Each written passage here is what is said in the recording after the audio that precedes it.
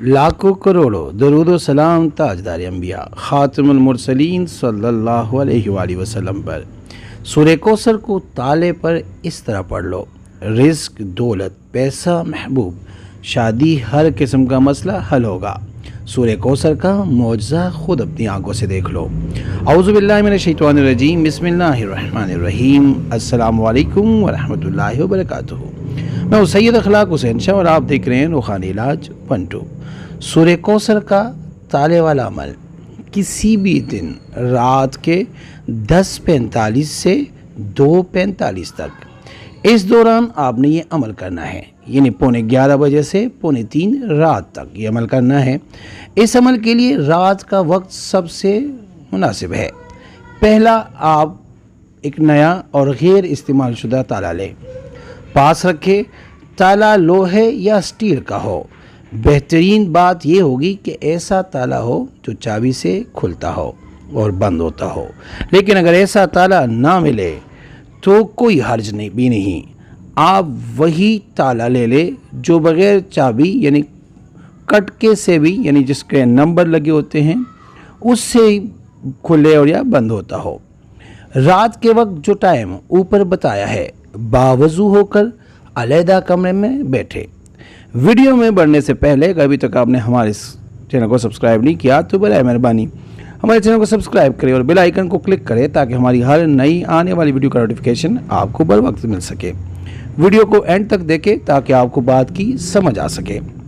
बावजू होकर अलहदा कमरे में बैठे रिजालुल गैब की सिमत का ख्याल रखें और बिस्मिल्लाह रहमानिर रहीम पूरी पढ़ने के बाद 7 मरतबा सूरह कौसर पूरी पढ़े और फिर ज़ुबान से अपना मकसद का इजहार करे। अव्वल आखिर आपने 3 मरतबा दरूद इब्राहिमी जो हम नमाज में पढ़ते हैं वो भी पढ़ना है। उसके बाद ताले के सुराख पर फूंक मारकर ताला बंद कर दे। ख्याल रहे कि इस सारे काम के दौरान अपनी जहनी और रूहानी क़ुव्वत को अपने मकसद पर मरकूज़ रखे, यानी जो भी आपका मकसद हो। यानी दिल में ये यकीन पैदा करे कि आप जो कुछ कर रहे हैं और जिस मकसद के लिए कर रहे हैं वो यकीनन अंजाम पाएगा। इसमें शक व शुबा की कोई गुंजाइश ना रखे। यानी ये ना सोचे कि मैं ये काम कर रहा हूँ या कर रही हूँ, पता नहीं ये होगा भी कि नहीं। बिल्कुल शक की गुंजाइश रखे ही ना।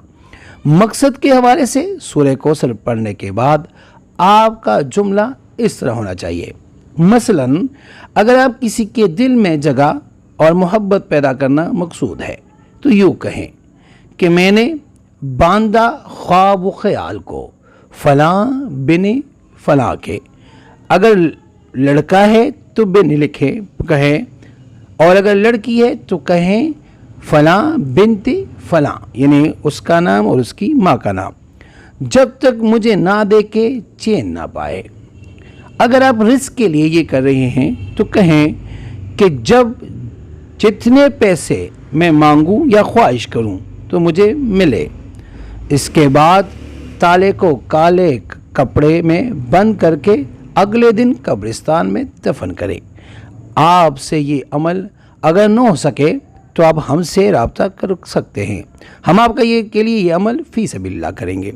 इसके अलावा आपकी किसी भी मकसद हो, कोई भी मकसद हो, तो आप उस मकसद को जहन में रख के और दुआ करें कि मेरा फ़लाँ मकसद था, मैंने ये पढ़ा और ताले को बंद किया, अब मेरा ये मकसद हर हाल में लाजमी पूरा होगा।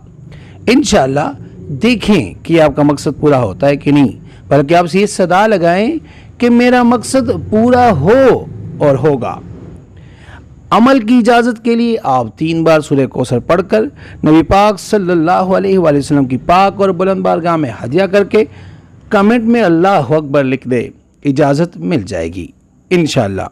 बहुत ही मुजरब अमल है, जिसको भी बताया, जिसने भी किया, अल्लाह के फजल से उसको कामयाबी मिली। अक्सर फिर लोग सवाल पूछते हैं कि जब मकसद पूरा हो जाए तो ताले का क्या करना है। ताला उधर ही दफन रहने दे, आपने फिर ताले को न खोलना है न आपने ताले को देखना है।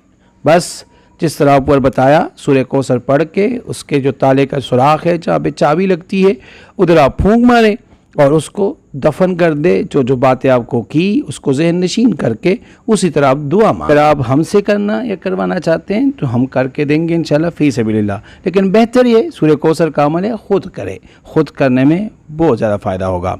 इस्तिखारा फ़ी सबीलिल्लाह करने के लिए हमसे रब्ता कर सकते हैं। रब्ते का तरीका ये है कि अपना नाम, अपनी वालदा का नाम आप कमेंट में लिखें और जिस मकसद के लिए इस्तिखारा करना या करवाना चाहते हैं वो मकसद भी लाजमी मेंशन किया करें।